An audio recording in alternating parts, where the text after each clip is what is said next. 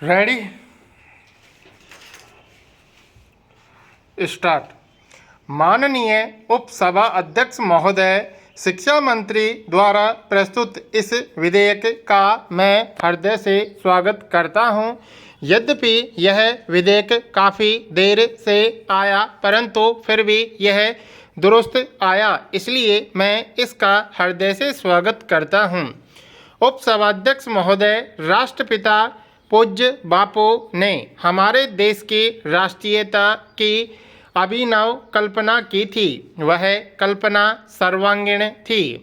इस देश के विदेशी दास्ता से मुक्त होने पर इसका क्या भविष्य होगा, इसकी राष्ट्रीयता का क्या स्वरूप होगा, इसकी राजनीति का क्या स्वरूप होगा, इसका आर्थिक स्वरूप क्या होगा, यह सब उन्होंने इस देश के स्वाधीनता आंदोलन का सूत्रपात करने के साथ साथ मनोकल्पित कर लिया था और इसलिए उसको साधने के लिए उन्होंने 14 सूत्री रचनात्मक कार्यक्रम रखा था, जिसमें राष्ट्रभाषा हिंदी का प्रचार एक मुख्य कार्यक्रम था। उनकी कल्पना में कोई संशय नहीं था कि स्वाधीन भारत की राष्ट्रीय चेतना की, राष्ट्रीय उद्बोधन की और राष्ट्रीय एकता की जो एक भाषा होगी, वह देवनागरी लिपि में लिखी जाने वाली हिंदी होगी।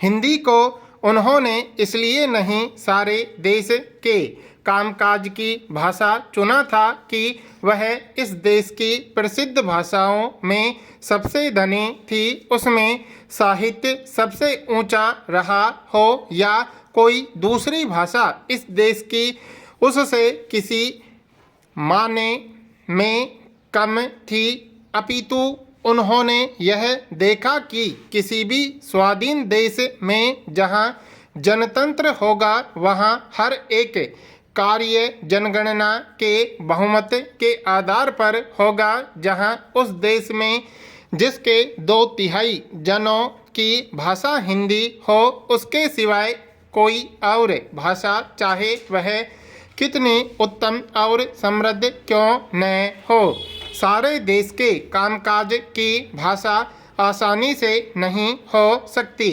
भाषाओं का चयन उनकी उत्तमा उनकी योग्यता से नहीं करते, अपितु इसलिए करते हैं कि कितने अधिक से अधिक लोग सुगमता से उसको सीखते हैं और उसको बोलते हैं।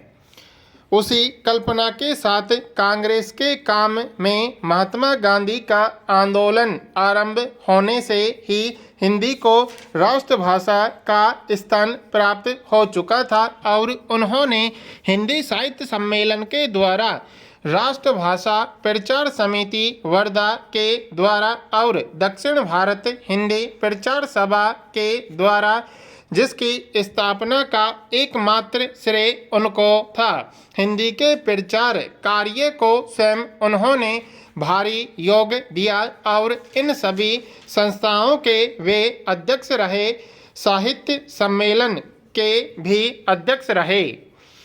उपसभापति जी, मेरे मित्र ने जो सुझाव सदन में रखा है, मैं उसका समर्थन करता हूं, क्योंकि हम देखते हैं कि गन्ने का उत्पादन बढ़ा है और गन्ने की कीमत भी माननीय मंत्री महोदय कहेंगे कि धीरे धीरे दिन पर दिन बढ़ाने की कोशिश रही है और कुछ बढ़ी भी है।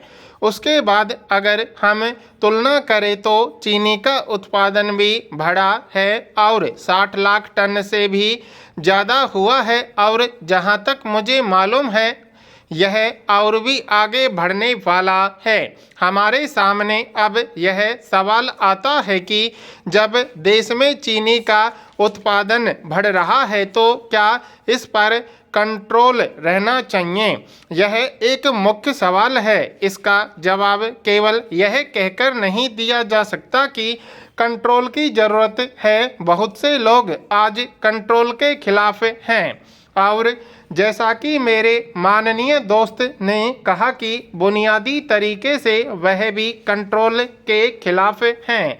उनका भी आखिरी लक्ष्य कंट्रोल नहीं है। मुझे डर है कि यह कंट्रोल भी कहीं हिंदुस्तान में इस तरह घर न कर जाए जैसे कि नज़रबंदी कानून घर कर गया है और उसकी बार बार आयु बढ़ा दी जाती है।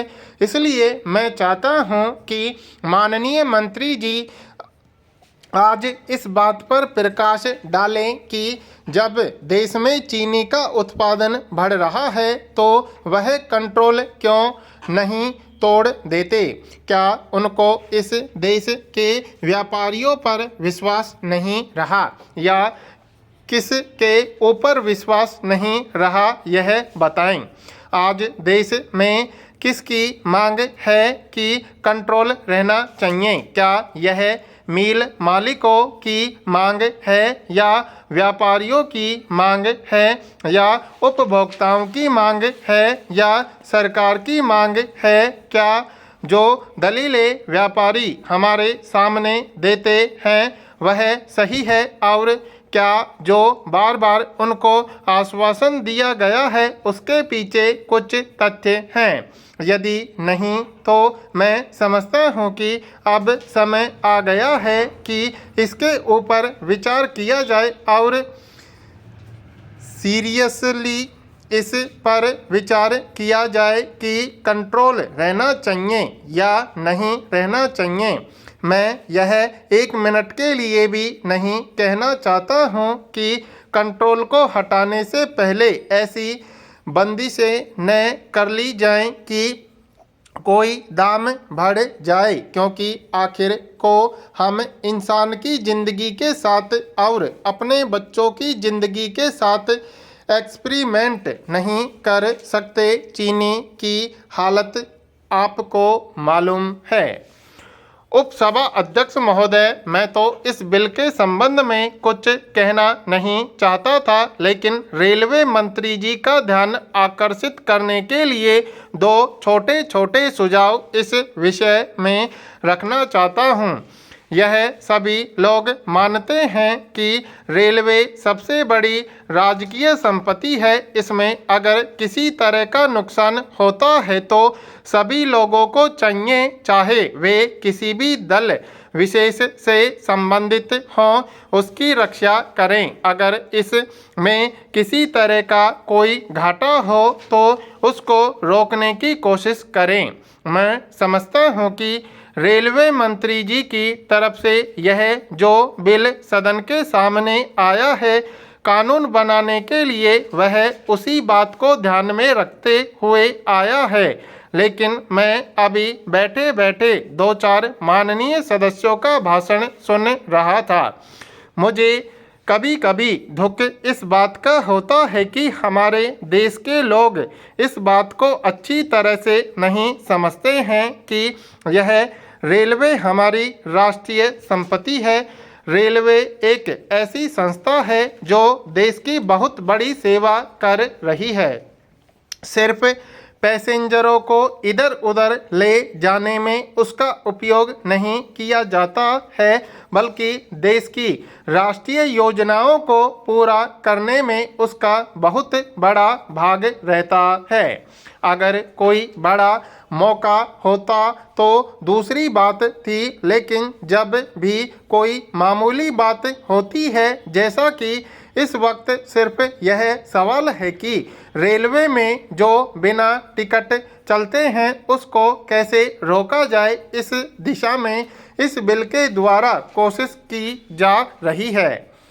श्रीमान, रेलवे में सुधार करने की बात को तो मैं समझ सकता हूं, लेकिन सदन में छोटे से लेकर बड़े कर्मचारियों की निंदा और उनकी शिकायत करना कहां तक ठीक है।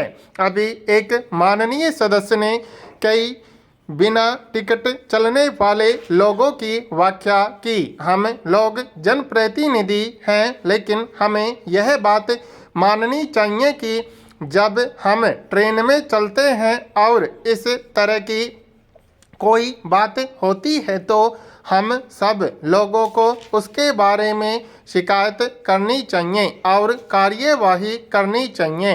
इस तरह की जब भी कोई कार्यवाही होती है उसको रोकने की कोशिश भी करनी चाहिए। जब सरकार किसी बुराई को दूर करना चाहती है तो उसमें कुछ अच्छे लोगों को भी तकलीफ हो जाती है।